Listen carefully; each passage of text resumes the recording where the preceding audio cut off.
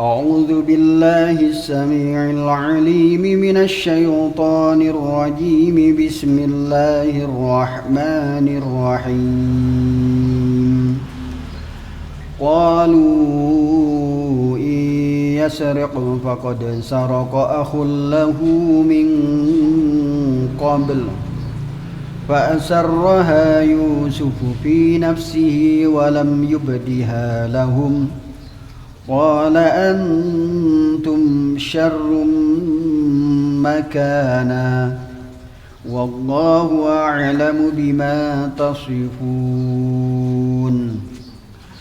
قالوا يا أيها العزيز إن له أبا شيخا كبيرا فخذ أحدنا مكانه إنا نراك من المحسنين. قال معاذ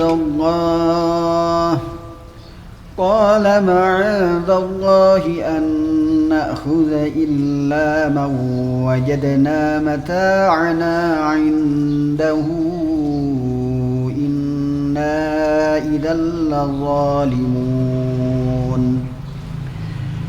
فلما استيئسوا منه خلصوا نجيا. قال كبيرهم ألم تعلموا أن أباكم قد أخذ عليكم موثقا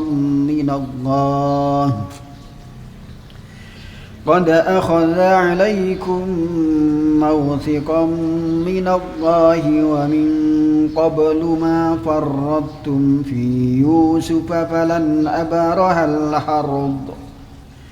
فلن أبرح الأرض حتى يأذن لي أبي أو يحكم الله لي وهو خير الحاكمين. ارجعوا إلى أبيكم فقولوا يا أبانا إن ابنك سرق وما شهدنا إلا بما علمنا وما كنا للغيب حافظين. واسأل القرية التي كنا فيها والعير التي أقبلنا فيها وإنا لصادقون. قال بل سولت لكم أنفسكم أمرا فصبر جميل عسى الله أن يأتيني بهم جميعا إنه هو العليم الحكيم. وتولى عنهم وقال يا أسفا على يوسف وابيضت عيناه من الحزن فهو كظيم. قالوا تالله تفتأ تذكر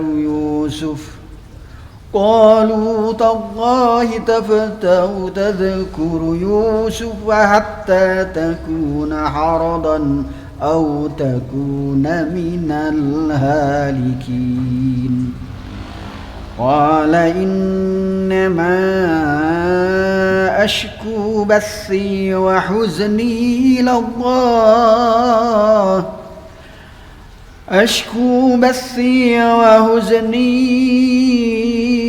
إلى الله وأعلم من الله ما لا تعلمون. يا بني اذهبوا فتحسسوا من يوسف وأخيه ولا تيأسوا من روح الله إنه لا ييأس من روح الله إلا القوم الكافرون. صدق الله العلي العظيم. اللهم صل وسلم وزد وبارك على رسول الله وآله الأطهار، على رسول الله وآله الأخيار.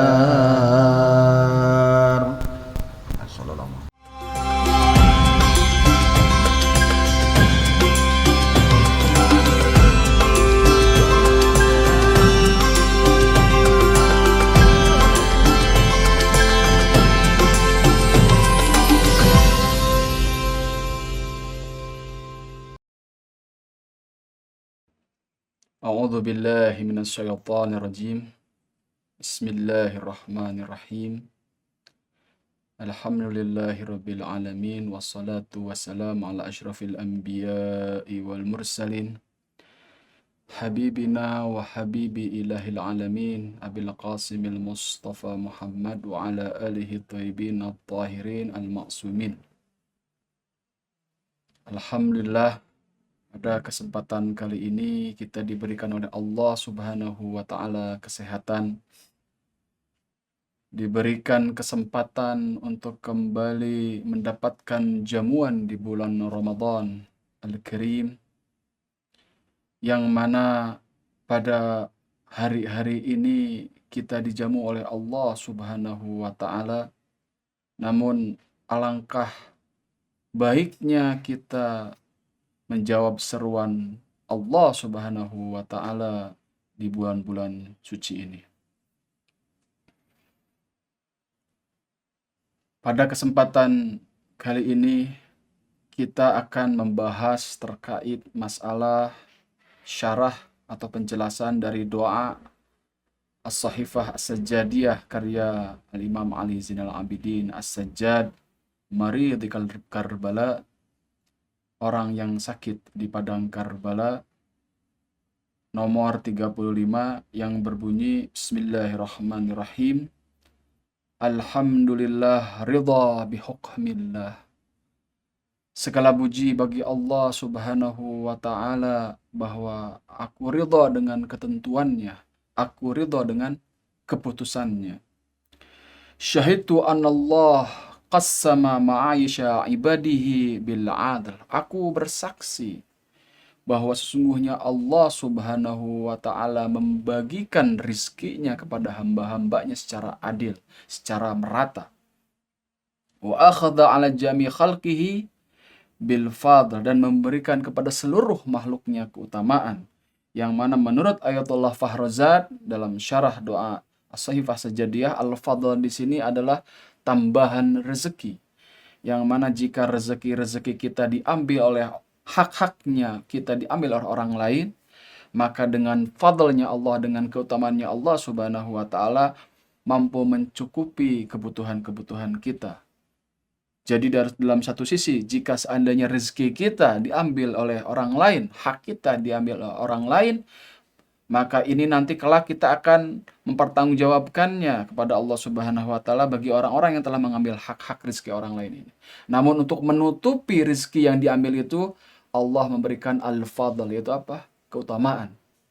Yaitu bonus tambahan untuk kita semua. Untuk itu, yang pertama dalam alinea doa dari Imam Sajjad ini, Alhamdulillah ridha bihukmillah. Ya Allah, aku bersyukur atas keputusanmu. Aku rela, aku ridha dengan keputusanmu, dengan qada'mu ya Allah. Untuk itu Allah Subhanahu wa Ta'ala pertama kali menciptakan awaluma kataballah fil lauh, ketika Allah Subhanahu wa Ta'ala menciptakan lauh mahfud, pertama kali yang Allah catat di dalam lauh mahfud, inni anallah, sesungguhnya aku adalah Allah Subhanahu wa Ta'ala, la ilaha illa ana, tidak ada Tuhan kecuali aku. Malam yarda biqadai walam yashkur bin na'mai walam yasbir ala balai falyatlub robban siwai. Barang siapa yang tidak rela dengan keputusanku, barang siapa yang tidak rela dengan ketentuanku, barang siapa yang tidak bersyukur atas segala nikmat-nikmatku, dan barang siapa yang tidak bersabar dengan ujianku, maka mintalah Tuhan selainku. Yang mana tidak mungkin tidak ada Tuhan selain Allah Subhanahu wa ta'ala. Ma siwallah mungkinul wujud. Semua selain Allah adalah makhluknya, mungkinul wujud. Untuk itu, salah satu yang diinginkan oleh Allah Subhanahu wa ta'ala, kita ridha atas keputusan Allah Subhanahu wa ta'ala. Ridha ala qada'illah. Kita ridha atas keputusan Allah Subhanahu wa ta'ala. Walam yashkur lina'mai, berarti apa? Kita harus bersyukur atas segala nikmat yang telah diberikan Allah Subhanahu wa ta'ala kepada kita semua. Ikhwan dan akhwat sekalian yang dimuliakan oleh Allah Subhanahu wa ta'ala. Bersyukur menurut Syaqiq, salah satu dari sahabat Imam Ja'far As-Shadiq alaihi salatu wassalam, ketika ditanya oleh Imam Ja'far As-Shadiq, bagaimana keadaan komunitas di daerahmu, wahai Syaqiq? Kemudian Syaqiq menjawab, alhamdulillah, mereka ketika mendapatkan nikmat, mereka bersyukur kepada Allah Subhanahu wa ta'ala. Namun ketika mereka tidak mendapatkan nikmat, mereka bersabar. Al-Imam Ja'far As-Shadiq alaihi salatu wassalam menjawab kepada Syaqiq, ya Syaqiq, bahwa bersyukurnya engkau ini la farq baina syukrik wa baina syukril haywan al-kilab. Bahwa syukurmu ini, kata Imam Ja'far As-Shadiq kepada Syaqiq, tidak ada perbedaannya dengan syukurnya hewan. Maaf, syukurnya anjing dari Hijaz, kata Imam Ja'far As-Shadiq. La farq baina syukrik wa syukri kilabil Hijaz. Tidak ada bedanya. Dikarenakan anjing-anjing Hijaz itu ketika mereka diberi makan oleh tuannya, mereka bersyukur. Alhamdulillah. Namun ketika mereka tidak mendapatkan nikmat, tidak mendapatkan makanan, mereka bersabar. Tuannya memberikan makanan. Nah, syukurmu ini, wahai Syaqiq, tidak ada bedanya dengan hewan tadi. Lalu bagaimana, wahai Imam Ja'far As-Shadiq, cara bersyukur yang baik? Syukurnya para aulia Allah, syukurnya wali-wali Allah adalah ketika mereka mendapatkan nikmat, yunfik, mereka menafkahkan nikmat tersebut. Mereka berikan kepada orang-orang yang tidak mampu. Mereka berikan kepada orang-orang yang membutuhkan. Namun ketika mereka tidak mendapatkan nikmat, atau belum mendapatkan nikmat, belum mendapatkan kesempatan dari Allah Subhanahu wa ta'ala untuk mendapatkan nikmat, maka mereka bersyukur kepada Allah Subhanahu wa ta'ala. Ini syukur yang menurut Imam Ja'far As-Shadiq yang disebut dengan syukur orang-orang khusus.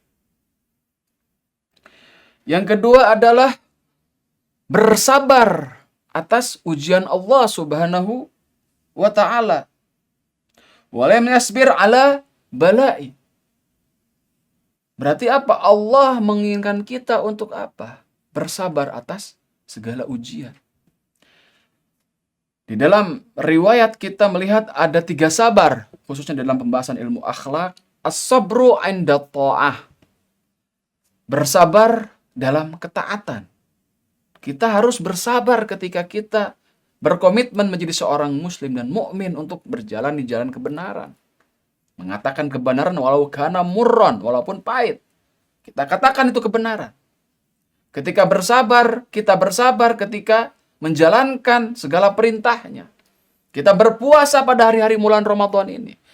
Kita berpuasa dari lapar dan haus, dari makom atau derajat terendah sampai ke derajat tertinggi, yaitu apa? Berpuasa dari mata, telinga, kemudian mulut, lisan, bahkan pikiran dari hal-hal yang diharamkan oleh Allah Subhanahu wa ta'ala. Ini as-sabru 'inda tha'ah, yaitu bersabar ketika taat kepada Allah Subhanahu wa ta'ala, bersabar dalam ketaatan. Kemudian yang kedua, as-sabru apa? 'Indal ma'siyah. Bersabar ketika tidak melakukan maksiat. Berapa banyak kita mampu berpotensi di kota-kota besar untuk bermaksiat, namun kita bersabar untuk tidak melakukan hal tersebut. Ketika di kantor-kantor kita mampu untuk mengambil uang lebih yang tidak halal, namun kita bersabar untuk tidak melakukan itu, walaupun potensinya ada. Tapi tidak melakukan itu. Nah ini, as-sabru 'indal ma'siyah. Bersabar ketika kita tidak bermaksiat kepada Allah Subhanahu wa ta'ala. Bersabar tetap di jalan Allah Subhanahu wa ta'ala. Bersabar tetap untuk mendapatkan keridhaan dan kerelaan Allah Subhanahu wa ta'ala. Yang ketiga, as-sabru 'indal baliyah. Bersabar ketika mendapatkan ujian, ketika mendapatkan musibah. Yang mana hal tersebut adalah rentetan dari sabar-sabar yang kita sebutkan tadi. Yaitu bagaimana kita mendapatkan bencana banjir, kita mendapatkan bencana yang lainnya, kehilangan orang yang terdekat. Kita bersabar dengan ujian-ujian ini. Maka apa yang didapatkan adalah keridhaan Allah Subhanahu wa ta'ala kepada kita. Untuk itu kita bisa mengambil ibrah dari Sayyidus Syuhada Imam Husain alaihi salatu wassalam.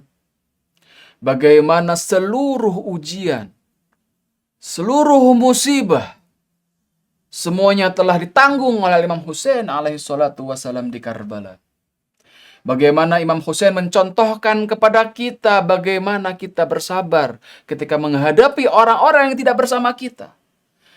Bagaimana kita bersabar ketika kita tidak mendapatkan nikmat-nikmat seperti air Furat.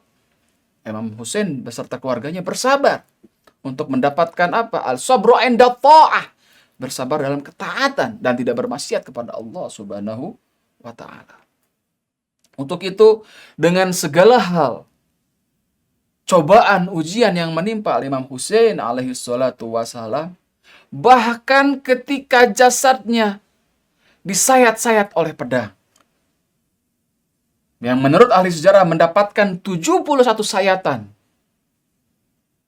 Apa yang dikatakan oleh Imam Husain alaihi salatu wassalam? Ilahi, ridha biqada'ik. Ya Allah, aku ridha dengan ketentuanmu. Aku ridha dengan qada'mu ya Allah. Ini Imam Husain dalam keadaan tercabik-cabik. Sabran ala balaik. Aku bersabar atas musibah ini ya Allah. Atas ujianmu ini ya Allah. Tasliman li amrik. Aku berpasrah diri dengan perintahmu. La ma'buda li siwak. Dan tidak ada sesembahan untukku selainmu ya Allah. Bahkan Al-Imam Husain alaihi salatu wassalam dalam keadaan haus, dalam keadaan disayat, dalam keadaan tersakiti, sabran ala qada'ik ya Allah. Ridha bi qada'ik, sabran ala balaik. Dan kita ketika mendapatkan ujian, kita hanya mendapatkan percikan-percikan musibah. Semuanya sudah ditanggung oleh Ahlul Bait, oleh Imam Husain, oleh Sayyidah Fatimah, oleh Imam Hasan, oleh Amirul Mu'minin. Dan ini menjadi teladan kita. Jika kita mendapatkan musibah, kita bandingkan dengan musibah Al-Husain alaihi salatu wassalam. Maka musibah kita kecil. Untuk itu, rahasia yang diberikan kepada kita adalah seperti perkataan Sayyidah Zainab, mendapatkan segala macam musibah. Apa yang dikatakan Sayyidah Zainab? Bahwa semua ini adalah keindahan. Bahwa semua ini adalah indah. Allamah Tabatabai, sahib tafsir Mizan, mengatakan bahwa segala macam musibah, segala macam bencana, segala macam ujian, segala macam penindasan, segala macam hal-hal yang membuat kita sakit. Ingat, Allah Subhanahu wa taala dalam Al-Qur'an mengatakan alam ya'lam bi annallaha yara. Apakah engkau tidak yakin bahwa Allah Subhanahu wa taala melihat kita semua? Ini yang menjadi kunci Al-Imam Husain dan Sayyidah Zainab di Karbala.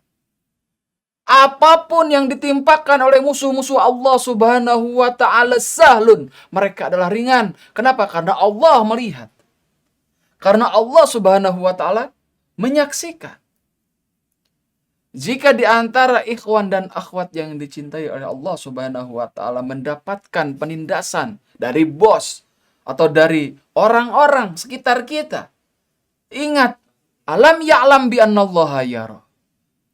Apakah engkau tidak meyakini bahwa Allah Subhanahu wa taala melihat ini semua?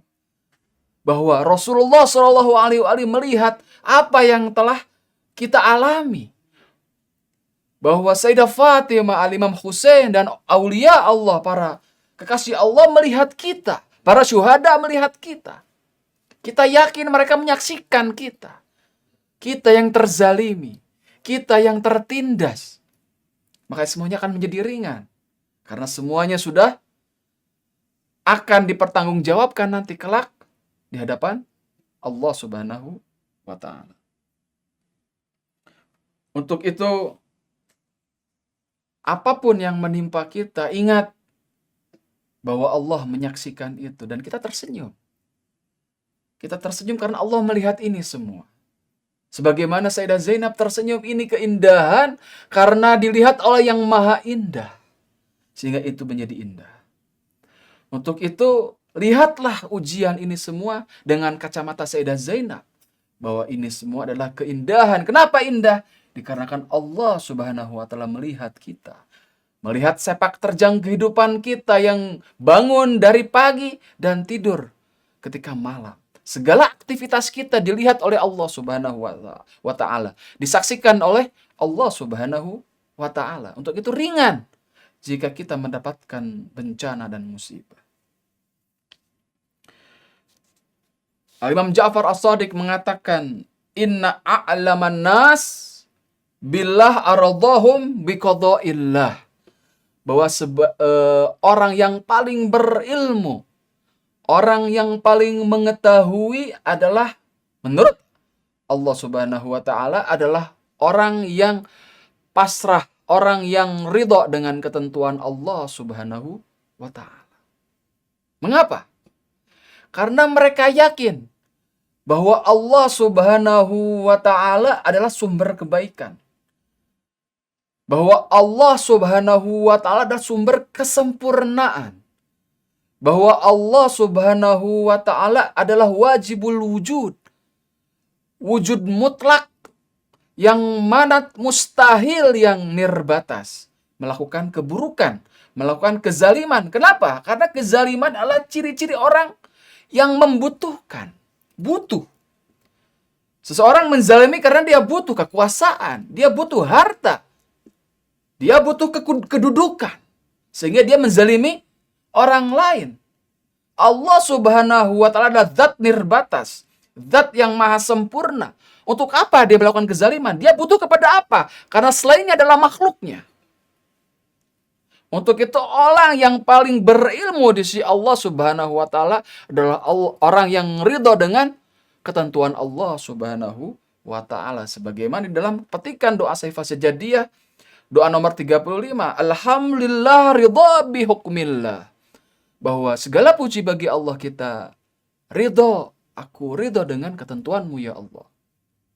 Dan orang-orang semakin ilmu dan amalnya semakin tinggi, semakin dia rela ridho dengan ketentuan Allah Subhanahu wa taala. Karena segala yang diberikan kepada oleh Allah Subhanahu wa taala kepada hamba-hambanya itu adalah kebaikan untuk kita semua. Kita meminta kepada Allah tidak diijabah, itu bukan berarti Allah tidak sayang kepada kita. Sebagaimana anak kecil ketika meronta-ronta meminta permen kepada orang tuanya dan tidak diberikan, dikarenakan orang tuanya tahu maslahat anak memakan permen, giginya rusak. Atau diberi minuman-minuman yang tinggi gula yang beredar di pasar, kenapa tidak diberikan, tidak dibelikan? Bukan karena tidak sayang, tapi anak itu belum tahu, kapasitas ilmunya belum nyampe masalah tersebut, bahwa ini merugikan dirinya. Yang mana kalau minum itu, berapa banyak anak-anak yang gagal ginjal setelah itu? Karena ginjal yang tidak kuat menahan kadar gula yang dimakan. Allah Subhanahu wa Ta'ala tahu apa yang maslahat untuk kita. Makanya di dalam setiap doa kita selalu mengatakan waf'al bina ma anta ahlu. Ya Allah, lakukan apa yang menurutmu maslahat untukku. Gak pernah minta pengen ini, pengen itu, enggak. Kita meminta, ya Allah, apa yang kira-kira maslahat untukku, berikan. Antum lihat di doa Kumail, di akhir-akhir waf'al bina ma anta ahlu. Waf'al bi ma anta ahlu. Ini adalah bukti bahwa kita pasrah dengan qada Allah Subhanahu wa Ta'ala. Karena Allah Subhanahu wa Ta'ala pasti akan memberikan kebaikan kepada kita.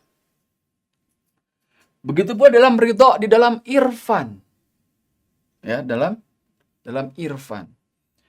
Urafa sebagian mengatakan jika di dalamnya ada ridha Allah kepada kita, dan itu ridhonya melebihi ridho-ridho yang lain, dan itu mengharuskan kita untuk masuk kepada neraka jahanam, kata orang urafa nih, maka ya Allah, aku akan tinggal di dalam jahanam demi mendapatkan ridhomu, demi untuk menggapai ridhomu ya Allah.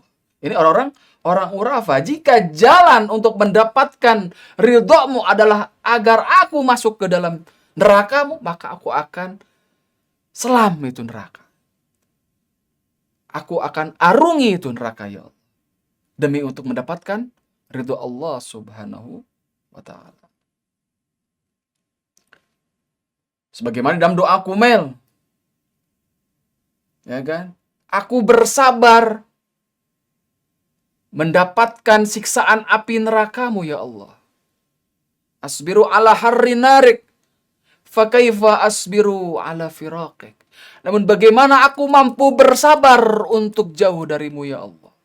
Gak mungkin kita jauh, karena jauh dari Allah, jauh dari cinta Allah adalah ketiadaan, adalah kesengsaraan, adalah kesakitan. Untuk itu salah satu tujuan visi misi hidup kita adalah menggapai ridho Allah Subhanahu wa Ta'ala. Untuk itu, jika kita melihat ideologi kaum urafa, apapun mereka akan selami untuk mendapatkan ridho Allah, bahkan neraka jahanam sekalipun. Dan kita, untuk mendapatkan ridho Allah Subhanahu wa Ta'ala, maka kita harus siap untuk kehilangan harta kita. Kita siap untuk menyedekahkan segala hal-hal yang kita cintai, yang kita butuhkan bahkan. Karena Ahlul Bait mengajarkan yang seperti itu. Wa yut'imuna ala hubbih. Mereka memberikan makanan kepada tawanan, kepada anak-anak yatim, ala hubbih, yang dia cinta, yang dia butuhkan, yang kalau diberikan saya lapar. Jadi ketika orang bersedekah 100 miliar, yang mana uangnya ada 1 triliun, itu bukan ala hubbih. Ala hubbih itu jika kita punya 1 miliar, kita berikan 1 miliar itu. Itu yang diajarkan Ahlul Bait alaihi wassalatu wassalam. Artinya untuk menggapai ridho Allah Subhanahu wa Ta'ala, kita siap untuk mengarungi segala apapun, kesedihan, kepedihan, ujian, dan itu semua untuk menggapai ridho Allah Subhanahu wa Ta'ala. Alhamdulillah, ridho ala hukmillah, ridho bi hukmillah. Kemudian di dalam perjuangan Hizbullah untuk menggapai ridhonya Allah Subhanahu wa Ta'ala, itu mereka siap mengorbankan jiwa, raga, harta, bahkan keluarga mereka. Kenapa? Ini yang sulit difahami oleh Zionis Israel ketika kenapa kita tidak mampu mengalahkan Hizbullah. Karena Hizbullah melihat ada sebuah pintu di depan. Ada sebuah pintu yang mana di balik pintu itu ada Rasulullah Shallallahu Alaihi Wasallam, ada Sayyidah Fatimah Az-Zahra, ada Imam Hasan wal Husain alaihi wassalatu wassalam, yang mana untuk membuka pintu itu agar bersama dengan mereka adalah asyhadah, adalah syahid di jalan Allah Subhanahu wa taala. Untuk itu akan sulit untuk mengalahkan tentara-tentara Allah Subhanahu wa taala dikarenakan ideologi yang dibangun adalah menggapai ridhonya Allah Subhanahu wa taala. Di doa berikutnya, Allahumma sholli ala Muhammad wa alih wa la taftinni bima a'taitahum. Ya Allah, jangan uji aku dengan iri kepada mereka yang telah Engkau berikan lebih, sedangkan aku diberikan sedikit. Jangan uji aku dengan kehasudan, ya Allah. Jadi kita perlu membedakan antara hasud atau iri, dengki, dengan ghibthah, iri yang positif.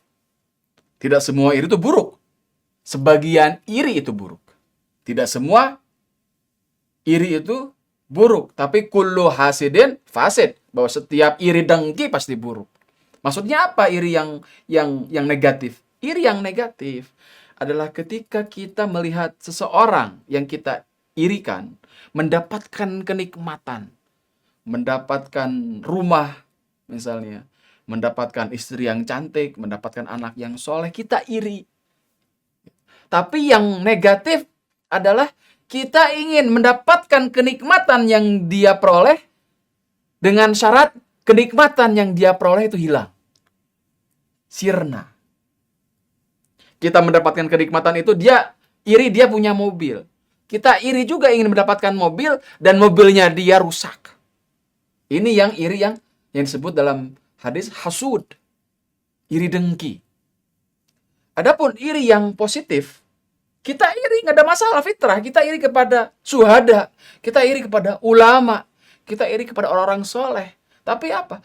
Dalam hati kita, keutamaan yang dia dapatkan tetap terjaga. Jika kita iri dia punya mobil, kita berharap punya mobil supaya datang ke majelis lebih enak, nggak kehujanan, dan sebagainya. Dengan apa? Dengan tidak meminta bahwa kenikmatan yang didapatkan oleh yang kita irikan itu hilang di sisi mereka. Berbeda dengan yang pertama. Yang pertama supaya kenikmatan yang diirikan itu hilang semuanya. Seperti itu. Nah, ini iri yang kita harus pahami. Ada iri yang positif, ada iri yang negatif. Nah, sini fahsud khalaqaka. Di sini pakai apa? Pakai kata hasud, berarti yang dengki ini. Ya Allah, hilangkan sifat-sifat itu di dalam diri kita, di dalam jiwa kita. Karena apa? Karena satu hal yang harus kita pahami, bahwa mau kaya, mau miskin, di hadapan Allah Subhanahu wa taala akan dipertanggungjawabkan. Dua-duanya ujian, dua-duanya akan dipertanggungjawabkan. Yang kaya punya ujian bahwa harta itu adalah titipan. Dan itu akan dipertanyakan oleh Allah Subhanahu wa taala di hadapan Allah. Akan dipertanyakan nanti di mahkamah ilahi. Bahwa dan akan lama masuk ke neraka, akan lama masuk ke surga jika dia seorang mukmin. Karena apa? Karena harta yang dia punya banyak dan kepada siapa dia infakkan. Dan untuk apa dia lakukan? Kepada siapa ia berikan dan habis untuk apa? Itu panjang. Justru terkadang kita bersyukur tidak memiliki apa-apa karena apa? Ketika masuk surga cepat. Karena apa? Hitungannya sedikit. Bukunya cuma segini. Tapi yang fulus, yang kaya raya kemungkinan masuk surganya akan lambat, akan lama karena perhitungannya panjang. Waqifhum, Allah Subhanahu wa taala berkata, waqifhum innahum mas'ulun. Berhentikan mereka karena mereka akan ditanya. Jadi kacamata kita yang harus kita rubah gitu loh.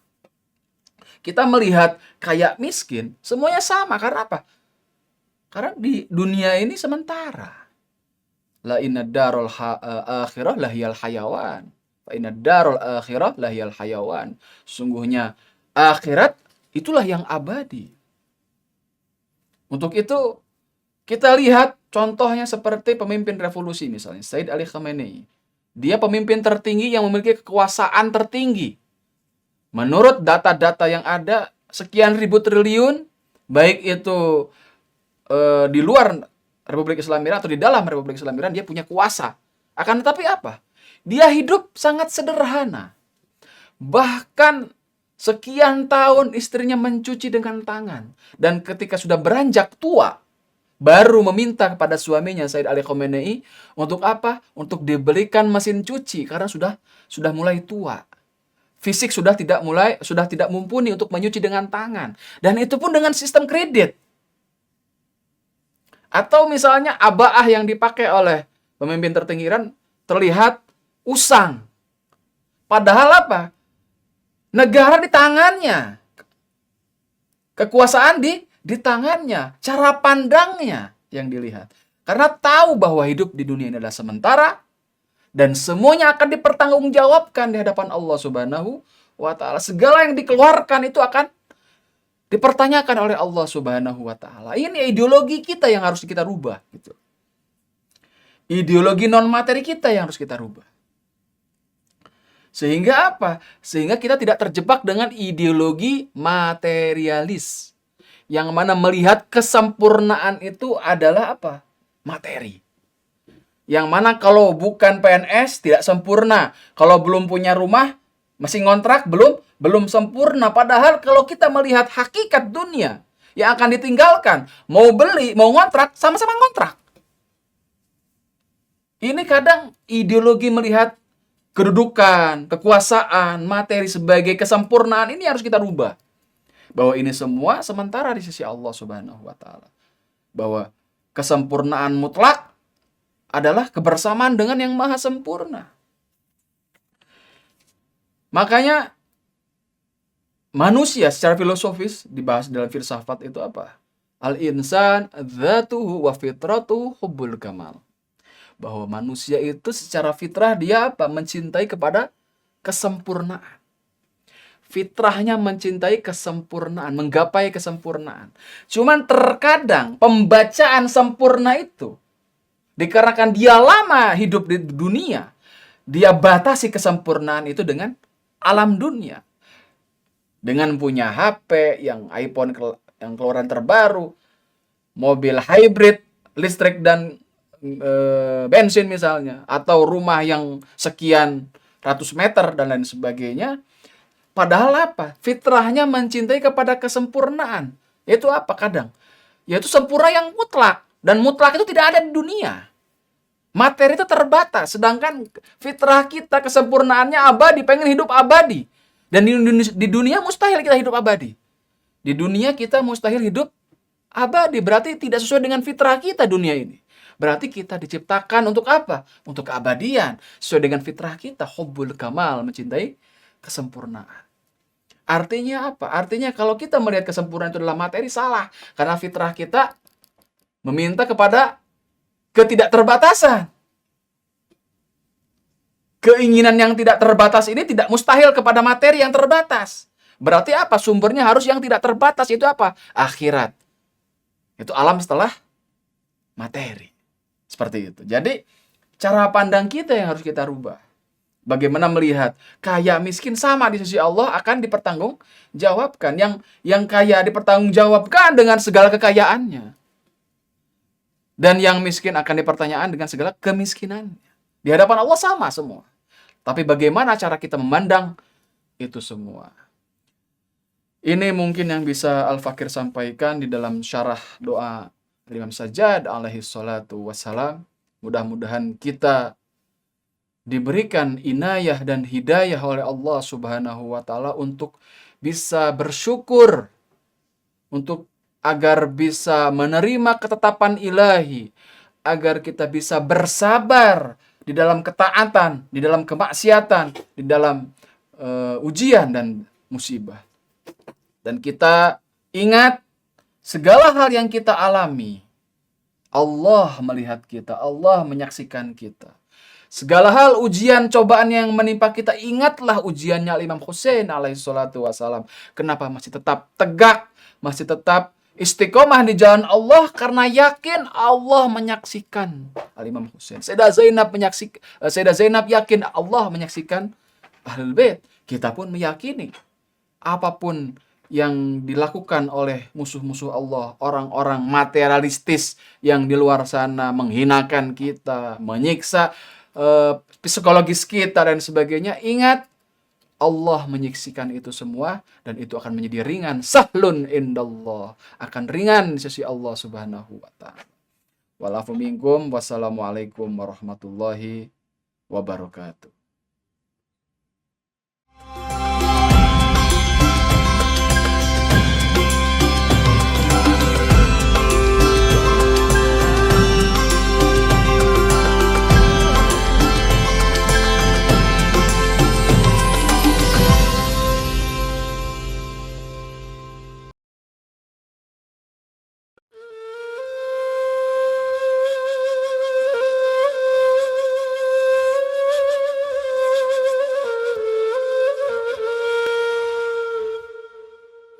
Alhamdulillahirrabbilalamin. Wassalatu wassalamu ala sayyidil anbiya'i wal mursalin wa ala alihi tayyibin tahirin wa ashabihil muntajabin.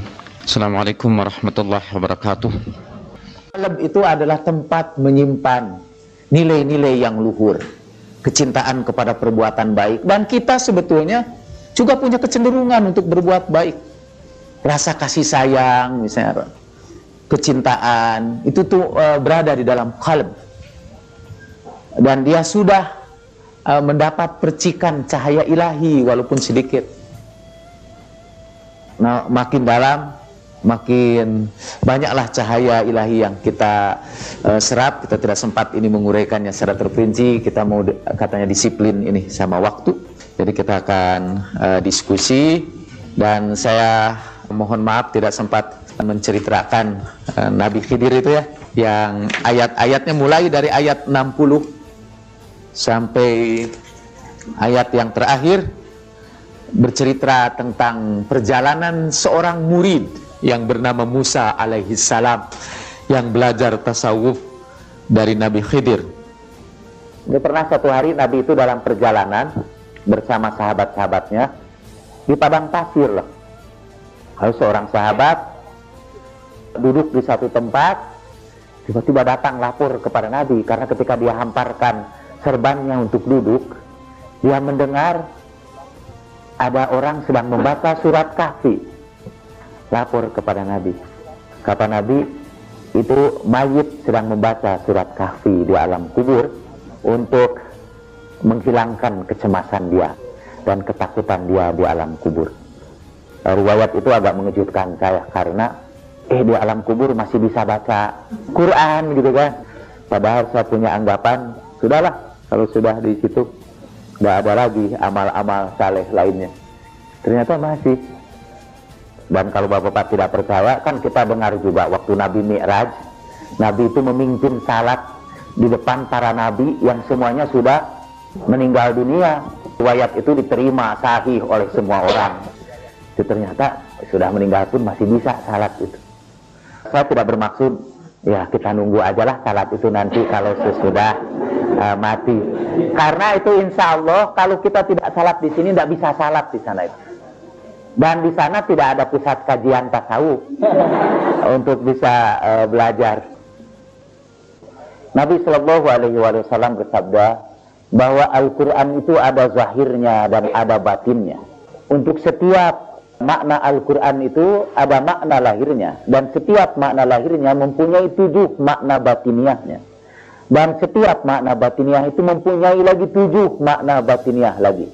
Nabi hanya ingin menggambarkan bahwa Al-Quran itu mengandung makna yang luar biasa.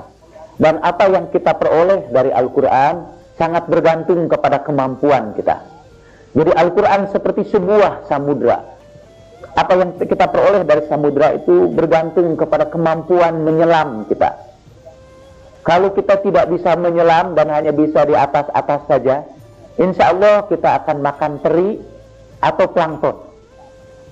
Yang paling repot malah ketangur batu karang.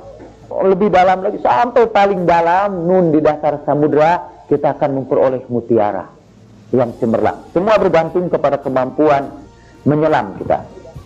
Karena itu Nabi Shallallahu Alaihi Wasallam juga mengajarkan makna Al-Quran itu tidak sama kepada setiap sahabatnya. Karena Nabi itu seorang guru yang baik, bukan Nabi orang yang tidak transparan. Kok ada yang disembunyikan kepada sahabat yang lain, tapi ada yang disampaikan kepada sahabat tertentu. Bukan begitu, tapi karena Nabi memperhitungkan kemampuan orang itu menerimanya. Ada makna-makna tasawuf itu yang sangat dalam. Orang bahkan akan kebingungan. Yang lebih repot lagi, setelah bingung, kemudian menganggap sesat orang yang membingungkan dia itu. Jadi seperti anak kecil belajar geometri Lubachevsky, bukan geometri Euclides, geometri mutaakhir lah. Bingung ini anak kecil itu, nggak ngerti dia karena memang matematikanya belum sampai ke situ. Tapi langsung dia teriak-teriak, ini guru sesat ini, hukum saja gitu. Kalau bisa tangkap oleh jaksa agung. Itu keliru ya. Kelirunya dua-duanya. Gurunya keliru karena dia menyampaikan geometri tinggi kepada murid-murid SD. Dan murid SD juga keliru karena buru-buru menganggap guru itu sesat hanya karena dia tidak memahaminya. Nah, memang betul banyak penafsiran sufi itu yang bisa membingungkan orang-orang awam. Seperti Ibn Arabi menjelaskan ayat Al-Quran yang menurut saya memang tidak bisa dijelaskan kecuali secara sufi. Ayat itu berbunyi begini, Aynama tuwallu fasamma wajhallah. Kemanapun kamu hadapkan wajahmu, di sana ada wajah Allah. Kemanapun kamu menghadap, di situ ada wajah Allah. Sekarang coba, kata Ibn Arabi sendiri, malah Imam Al-Ghazali juga di sini. Ini ada tulisan Al-Ghazali, Raudatul Talibin wa Umdatus Salikin. Ini juga petunjuk ke jalan sufi. Kata Imam Al-Ghazali, sekarang kamu lihat di sekitar kamu, apa yang kamu lihat? Betul kamu lihat Allah? Saya jawab sendiri, saya lihat enggak, yang saya lihat itu ada jam, ada dinding, ada bapak-bapak dan ibu-ibu, dan saya tidak melihat Allah di situ. Padahal Al-Quran mengatakan, Aynama tuwallu fasamma wajhallah. Kemanapun kamu menghadap, di situ ada wajah Allah. Coba gimana kita harus menafsirkan itu? Walillahil masyriku wal maghrib. Fa'ainama tuwallu fasamma wajhallah. Al-Baqarah ayat 115. Kepunyaan Allah lah timur dan barat. Dan kemanapun kamu menghadap, di sana kamu lihat wajah Allah. Dan Ibn Arabi membuat penafsiran yang kemudian kita kenal sebagai wahdatul wujud. Dan orang kebingungan memahami dia. Tadi disebutkan Al-Hallaj misalnya berteriak di mana-mana, Anal haq, akulah Tuhannya. Yazid Al-Bustami satu hari teriak-teriak di pasar seperti orang tidak hilang ingatan. Memang sudah hilang ingatan dia. Bahkan bukan saja ingatan yang sudah hilang, dirinya juga sudah hilang. Yazid Al-Bustami teriak-teriak, Subhani ma'a'zama sya'ni, katanya. Maha suci aku, alangkah agungnya aku. Ribut tentu orang-orang awam. Sekiranya kita dengar waktu itu, ribut juga kita. Ini orang gila beneran, menganggap dirinya sebagai Tuhan. Dan kalau mereka ditanya, pastilah mereka akan menunjuk ayat itu. Aynama tuwallu fasamma wajhallah. Kemanapun kamu menghadap, di situ wajah Allah. Dan kata orang-orang sufi, kalau kita tidak bisa melihat Allah, itu karena tirai-tirai yang menutup kita. Karena kita ini baru pada tingkat soder saja, belum masuk pada tingkat sir, belum masuk pada kedalaman hati kita, sehingga kita tidak melihat Allah. Boro-boro tidak melihat Allah, bahkan kita tidak merasakan kehadiran Dia di tengah-tengah kita. His living presence, kita tidak rasakan kehadiran Dia. Jadi sekali lagi memang bisa saja. Kalau saya tanya, bagaimana kita menguji keabsahan itu, penafsiran tasawuf itu? Kalau saya tidak akan pernah berusaha menguji. Karena saya adalah anak SD yang baru tahu dasar-dasar matematika.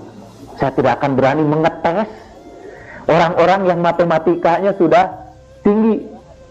Nah, bukan saja tidak berani, memang tidak memiliki kemampuan untuk itu. Jadi kalau saya ditanya bagaimana mengecek keabsahan penafsiran tasawuf itu, Saya tidak mau ngecek aja, biarkan aja itu. Yang kita ketahui, lihat saja orangnya itu yang menafsirkan tasawuf itu. Apakah dia memang orang berilmu? Kalau ada orang yang tiba-tiba mengaku itu tafsir secara tasawuf, tapi ilmunya tidak ada, ya kita bisa persoalkan dia. Lagi pula, itu orang-orang sufi itu menafsirkan itu ya sudah pakai ilmu bayan, ma'ani, dan tidak bertentangan dengan makna zahir Al-Quran itu. Sama sekali tidak bertentangan. Dan itu karena ilmu mereka yang sangat mendalam. Pernah satu saat saya di Malaysia, dalam sebuah seminar, saya cerita tentang Ibn Arabi. Rupanya ada orang dikirim dari Indonesia khusus untuk menyerang saya di seminar internasional itu. Lalu dia menjelaskan saya ini kafir karena saya mengikuti orang kafir seperti Ibn Arabi. Kemudian dia mendaftar pendapat para ulama tentang kekafiran Ibn Arabi. Ulama ini dalam kitab ini menyebut Ibn Arabi ini kafir, ulama ini ya. Saya kira tidak apa-apa. Katanya menurut orang-orang sufi, Anda itu belum jadi sufi kalau belum ada 400 orang menyebut Anda kafir. Dan 400 orang itu harus ulama lagi.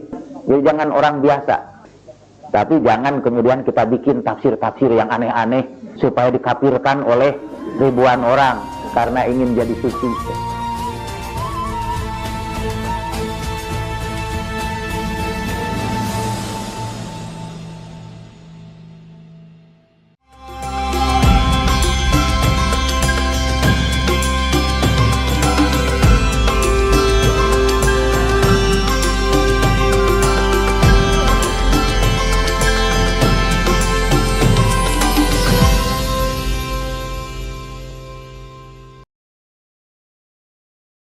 بسم الله الرحمن الرحيم اللهم صل على سيدنا محمد وآل سيدنا محمد اللهم طهرني فيه من الدنس والأقذار